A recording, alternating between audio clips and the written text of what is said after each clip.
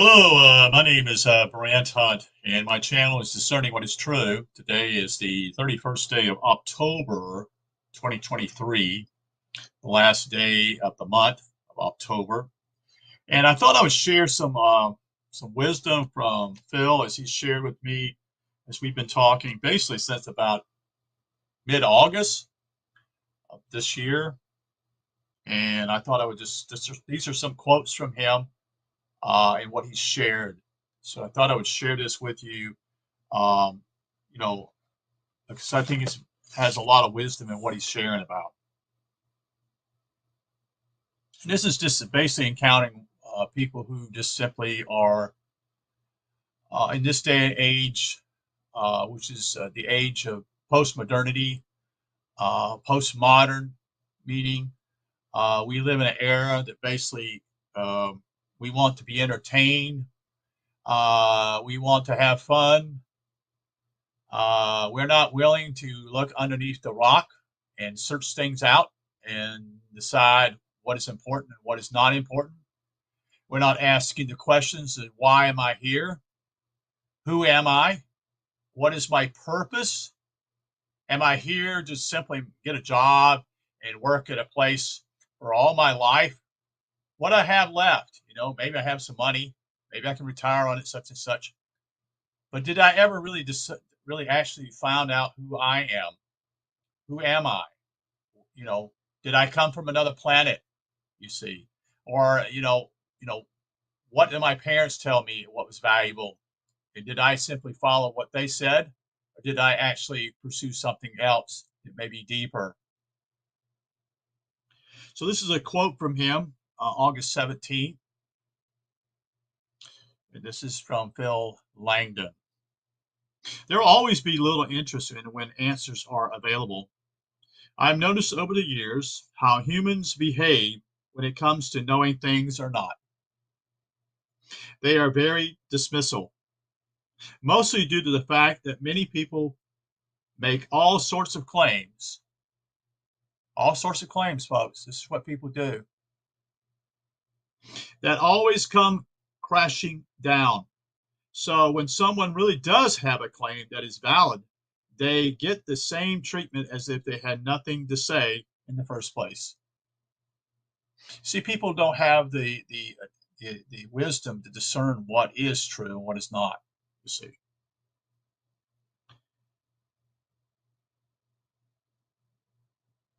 They also don't want others to know more than them and fool themselves in thinking they have secret knowledge of things, which is the worst thing. I don't know if anyone will ever take the issue seriously of the keys to heaven. I think most people don't understand these things anyway. And if you are a nobody, in other words, you don't have any, you're not a guru, you're not a religious leader, where the masses are at, where scripture warns that the wide path leads to destruction.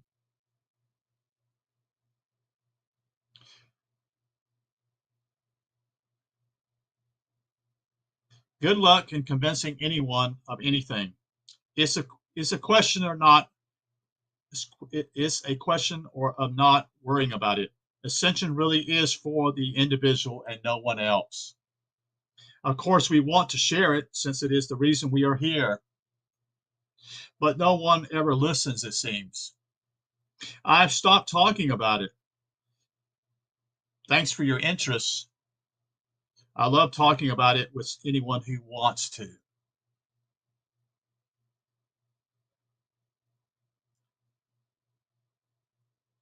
A few days before this, actually a day afterwards, I communicated with him again with Phil Langdon.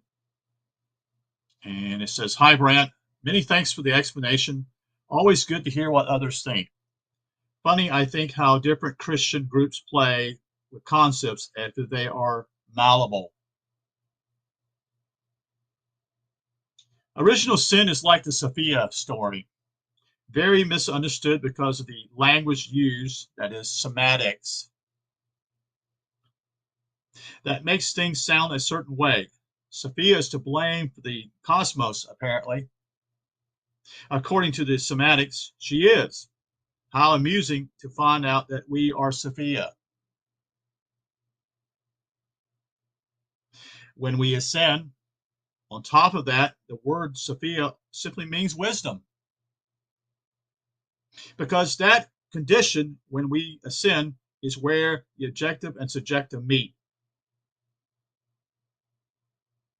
and become one and the same. It is the point at which physical manifestation comes about. It is the birth of the cosmos. So our ascension prompts the birth of the cosmos, which is considered an abomination to spiritual nature. But that's just a comparison. Without it, there is no heaven. The other big problem I have found is in Genesis and how it is taken. Why does it say, let us make man in our image? And the word us is capitalized, US, and also our, O-U-R, is capitalized. If God is all there is in the beginning, so to speak, if you look at the origins of the world from the Nag Hammadi texts, it clearly gives us the answer as the archons, because that text is similar in contents to Genesis. Most people who claim to be Gnostics or interested in Gnosticism think the archons are beings of some kind or pre-beings or something weird. Ha, not at all. The semantics gets them every time.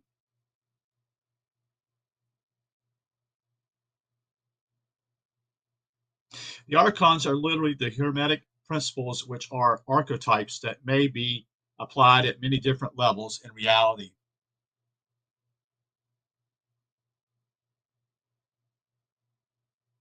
One of those levels of interpretation is the kingdom of nature. So when it says, let us make man in our image, it is simply telling us that the mankind is made in an automatic, energetic way, governed by physical reality. In other words, the human being is a natural creature with intellect. Of course, the archons are manifestations of the metaphysical reality. The trinity of oneness that is the fullness of God, being Elohim. Next paragraph. Adam and Eve. The first case of Adam and Eve that nobody gets is the original seed condition of the universe. That is the ascension moment for us of its birth. Adam is the cloud.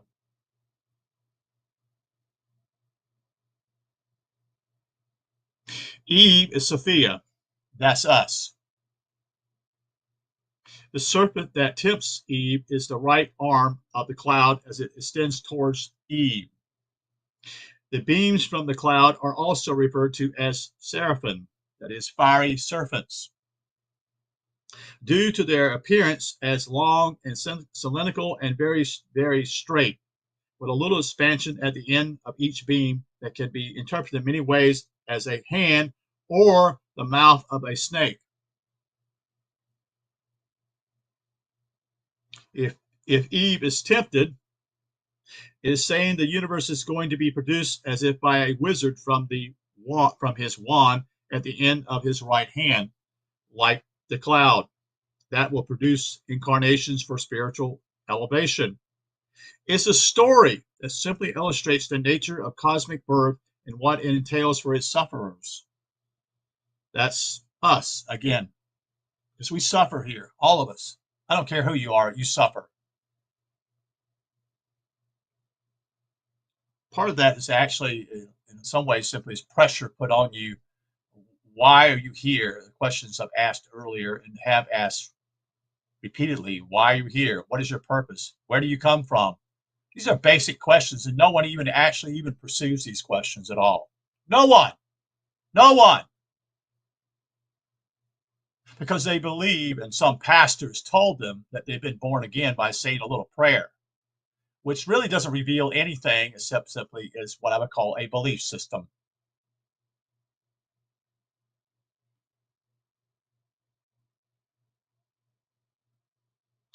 If people understood the energy cycle that goes from simple to complex, just like the abyss to light, they would be able to read these texts correctly. Without knowing for sure what they are talking about, we are left guessing, and changing our mind all the time.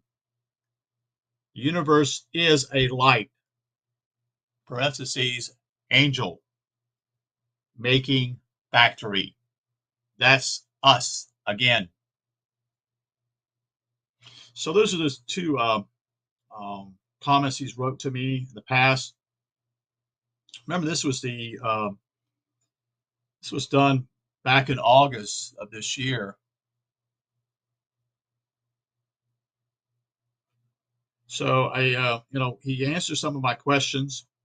We've been in contact just about not every week, but I believe that no, I shouldn't use that word. I sense that he does know the truth, and he's had the experience, and I don't know if anybody else has had the experience that he's had. Period.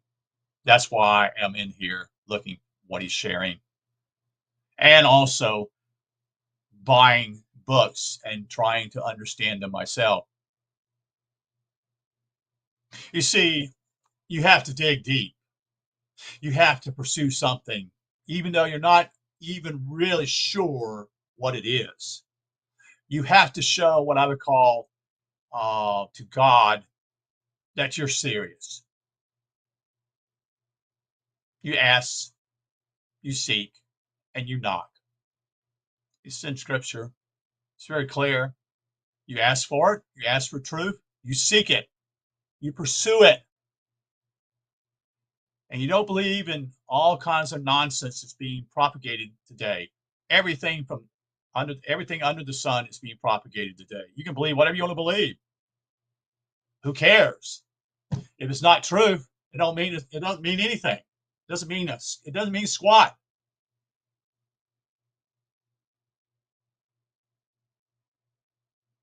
So I thought I'd share that with you. It's something what he's written to me early on.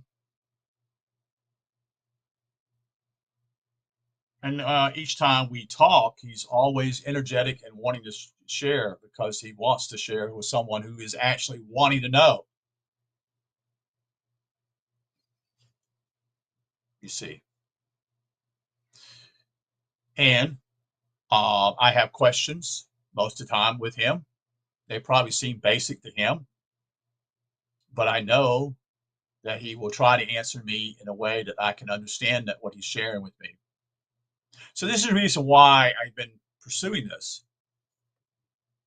I have been pursuing this for a long time, folks. It's been a long time.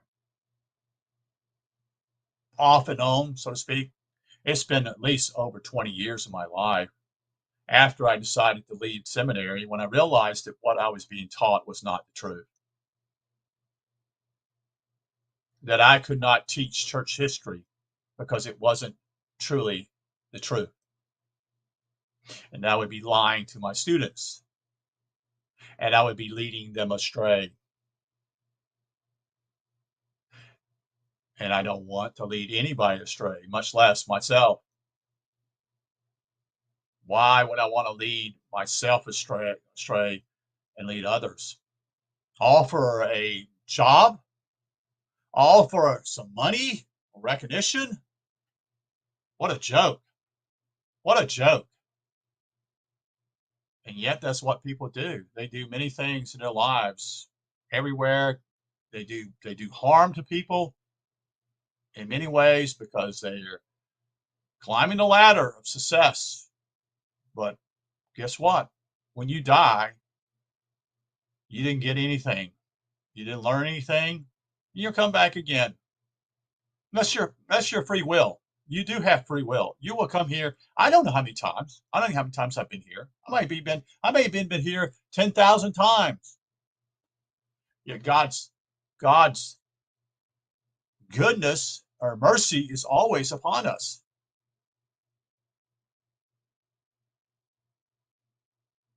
Maybe that's the idea that some people say that can manifest certain things. Well, maybe when we go back to spirit or where we came from, being spirit, we didn't have bodies.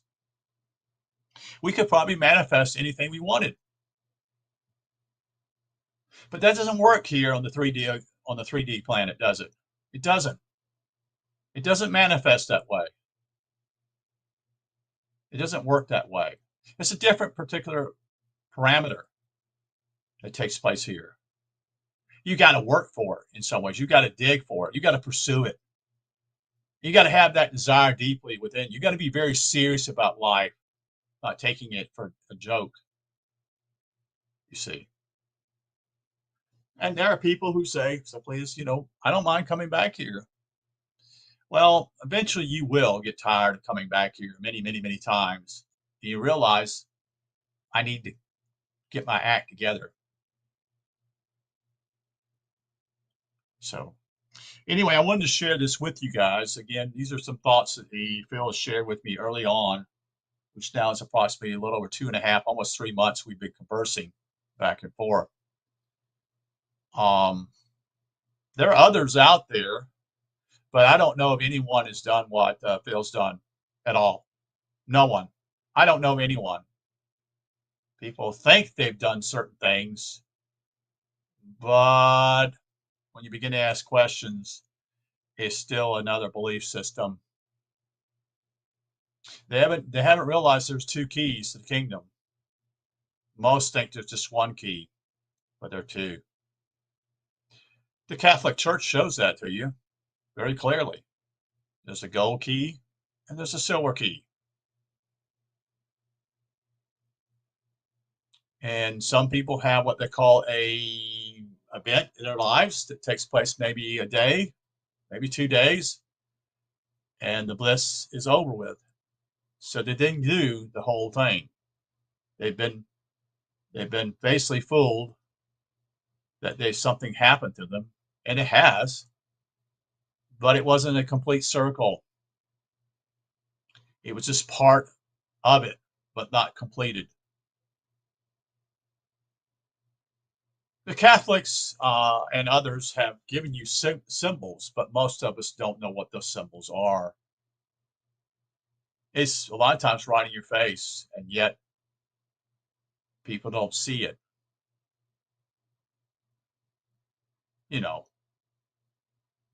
It's taken for granted. And I understand that. Everyone is at their own pace here. So no one's, there's no hell, folks. There never was a hell. If there is a hell, it's on this planet. That's what's going on, you see. So anyway, I just thought I'd share with you tonight. I'm supposed to do a communique tomorrow with a live show with Phil Langdon tomorrow. If any of you have interest, you're welcome to ask questions. We're going to talk about some things. One is simply who is Abraham? Who is Noah? Who's Moses? Who are these people? What do they represent? Why are they in the Bible? You might learn something about that. So I wish you a good night. I wish you everything good to you. I don't wish any harm anybody. I don't have any desire for people to be harmed, hurting.